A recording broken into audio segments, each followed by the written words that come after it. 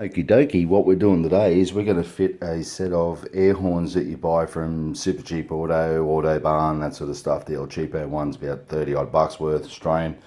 And we're going to fit the air compressor into that space there and hang the trumpets off that center rail that runs straight down in the middle of the radiator. And yeah, we're going to run air horns. And first point of call, you got to make sure you got all your parts, obviously, but we'll go down here and we'll have a look close up. Bloody hell, I need that to work out dark. Here we go, look here.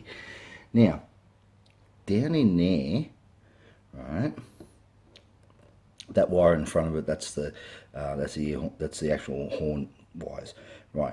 That little piece there, I've got no idea what it does, but it's got nothing to do with what we're doing here today. So what you need to do, those two leads that are there hanging that are undressed right there, right, one each of those goes to each air horn, the old existing round horns that were sitting here, right.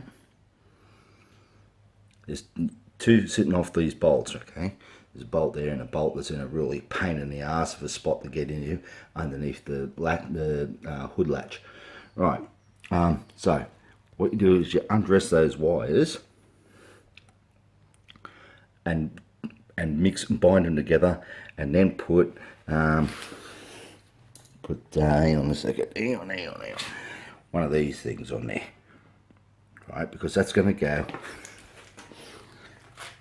to the positive of this. This is the compressor, right, and it goes into the positive of that. You can see there positive, there's negative, there's positive on the left, negative on the right. So that's got those blue wires, when you put the crimp on it, will go to the positive, and the negative goes to the negative pole of the battery, which is in this thing up here. So there's already a wire sitting in place, and all I've got to do is just tie it up to that when I get to that point. Right, so what I'm going to do now, so the video will stop, and then I'll jump forward a little bit, and I'll have the trumpets and the compressor in. If you don't know how to do that, then yeah, you're silly. This is just a basic thing to get the bloody thing in there and working. Righto. A point now where we've got the trumpets in and the compressor. Have a look close down in there. I'll try and get down there with some light so you can see. Right, there was already a pre-drilled hole sitting there for that, and all that is just a 6mm bolt straight through there, and there's a nut on the other side and just locking it in still. It's only just sitting there for the moment because I'm going to wire everything up, make sure all the wires are plugged in and everything before we go to the next step. There's where the trumpets go. What I used is the same bars that the existing horns sat on, and yeah, they flare out like that, and we'll see if the bonnet closes in a minute, and make sure that there's the tubing ready to come out of the compressor to go into the horns. So what we're going to do now is just going to close the bonnet and see if that works. Still haven't wired everything up properly yet, but bonnet is closed and there's nothing in there that's hitting on anything or bumping on anything at all. And yeah, cool.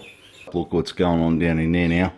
As you might be able to see, there's a 6mm bolt going through there to a nut. It's high tensile, that one there, to make sure it don't move, and you can lock it up tight. The little trick I used, I had a 10mm ratchet behind there, 10mm ratchet ring spanner, and just a normal everyday 10mm ring spanner on the front part of the bolt there, on the head of the bolt. And I was, it's a bit of a bloody tight spot, tedious mucking around getting in there. Now, I'll give you another tip. This one here, this left-hand side, I made that the larger trumpet, but it doesn't matter what, it sort of does really matter. It all depends on, what way you put the compressor, what side you have that hanging on. but the larger trumpet's on that side, and it's going straight down. But this one here, put this side in, put that left-hand side, this one, put that in there first. Trust me, man, you want this one here going in first. That bolt to go in there, that 12mm bolt, it's got a 12mm, use a 12mm rig spanner to get to it. What a pain in the ass to get there. That one there is not so bad because all you do is you can reach that with a normal everyday 12mm socket and extension on a bar, and you can get through to it.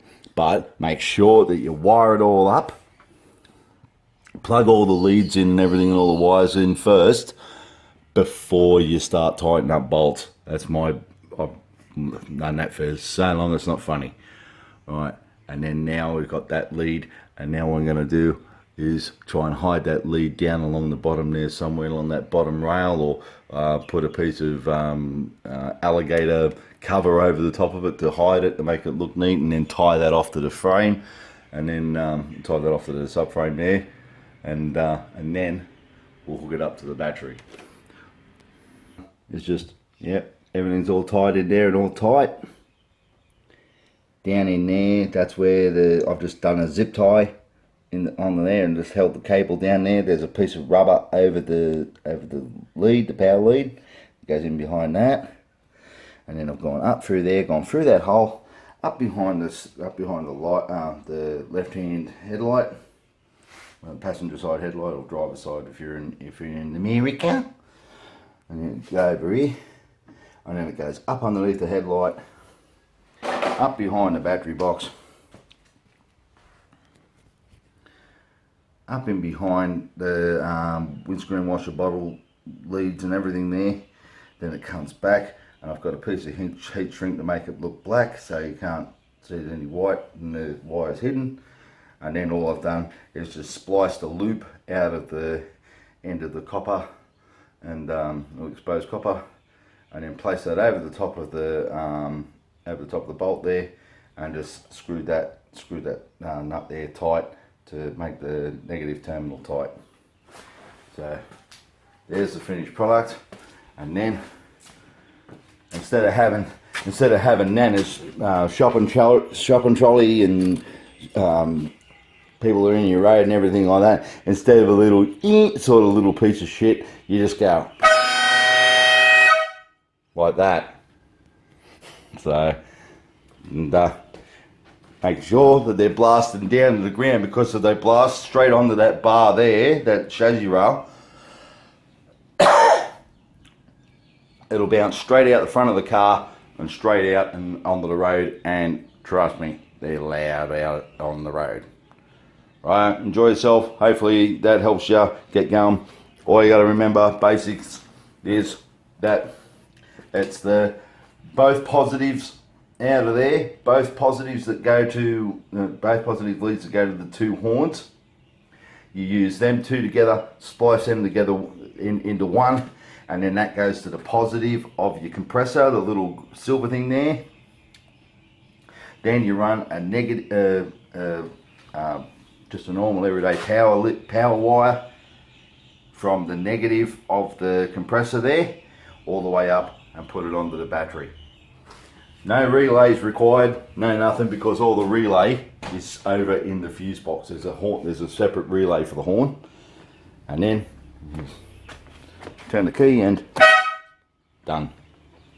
Cheers, and hope that helps you out, because there's heaps of muppets out there that go, oh, I've already done it, and I've got no idea how I did it. I got a friend to do it, but here's the result, and yeah, when